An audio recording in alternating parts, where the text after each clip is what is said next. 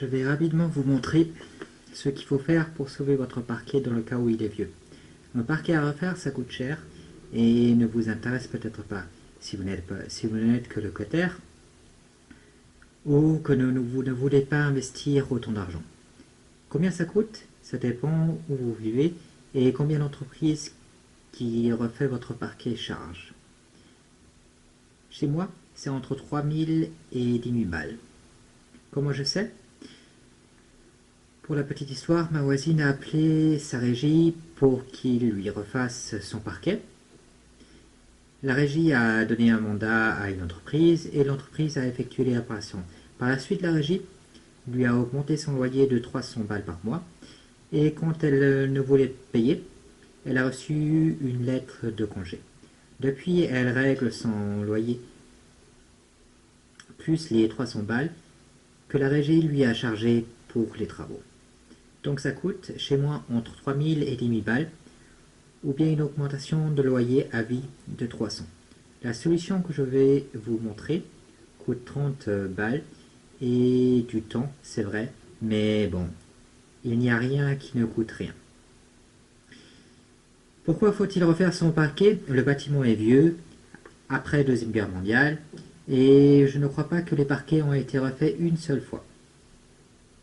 Avec le temps, le bois s'use, s'effrite, la couleur se dégrade, ternit. Alors quoi faire? Vous remettez de la peinture dessus. Ça cache les traces et remplit les trous. Je vais vous montrer cela en détail.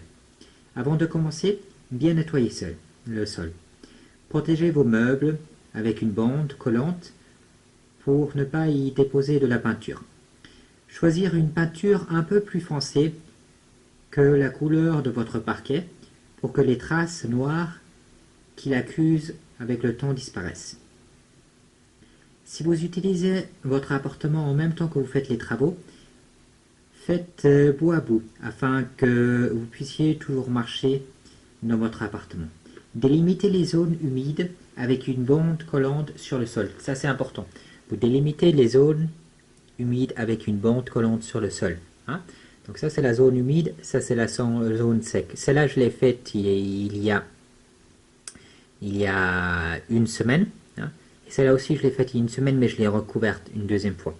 Pourquoi la recouvrir une deuxième fois? Afin que ça remplisse mieux, que ce soit plus foncé. Hein? Il était assez abîmé le parquet, donc il valait mieux mettre 2 couches qu'une. Hein? Et ça, là j'ai mis qu'une couche.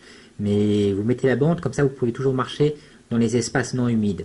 Ça prend 2 à 4 jours pour sécher. Les endroits très abîmés, y mettre beaucoup de peinture, vous versez jusqu'à ce que les trous sont recouverts, entièrement fermés. Vous pouvez mettre plus de peinture. De toute façon, vous allez par la suite enlever les excès avec une ponceuse ou à la main avec du papier à poncer. Alors je vais vous montrer les endroits très abîmés. Donc ici vous mettez beaucoup de couleurs et vous tenez le temps au doigt pour qu'il absorbe. Quand il absorbe, ça donne ça. Et quand il absorbe pas, ça donne cette petite bosse. Donc là, j'ai mis vraiment beaucoup. Et ici, il n'a pas absorbé. Donc ça a laissé une petite bosse qui n'est pas encore tout à fait sec. Elle est sec dehors, mais pas à l'intérieur. On sent qu'il y a encore du liquide dedans.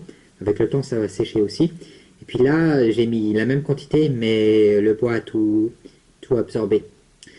Et puis, ça laisse des traces. Donc, ces traces-là, si vous voulez qu'elles disparaissent, il faut remettre une couche de peinture dessus. Et puis ici, il faut passer une ponceuse pour enlever les excès. Donc, moi, je pense que je vais remettre une couche de peinture. Puis, je vais passer une ponceuse pour enlever le tout. Et après, je remets encore une couche de peinture. Ça donnera un résultat peut-être un peu plus noir. Mais c'est quand même mieux qu'avant. Hein. Et puis, comme vous avez pu voir dans l'autre pièce, et puis ici également, le résultat, il est pas mauvais quand c'est refait. Hein. Avant, c'était pire. Je vais vous montrer, pour terminer, un endroit un endroit de mon ancien parquet. Et voilà l'endroit de mon ancien parquet qui n'a pas été refait. Donc on voit que le parquet il est réellement abîmé, qu'il a des traces et tout. Euh, que ça va plus du tout, hein. Et la peinture, elle va recouvrir tout ça et vous allez plus voir les dégâts également. Les taches vont disparaître, ça sera propre. Pour finir, je vous montre les produits. Alors, il faut de la peinture pour bois. Vous trouvez son équivalent de partout. Alors, ça, c'est la peinture pour bois dont vous trouvez l'équivalent de partout. Il y a écrit pour bois, ici ça s'appelle Tech, hein. Ça, c'est le couvercle chez moi. Ok, vous mettez ça comme peinture sur le sol, hein, un peu plus foncé que le sol que vous avez, afin que ça recouvre les traces. Ensuite, il vous faut une bande pour délimiter les endroits humides. Alors, la bande pour délimiter les endroits humides, vous utilisez ça. Pour finir, il vous faut un rouleau.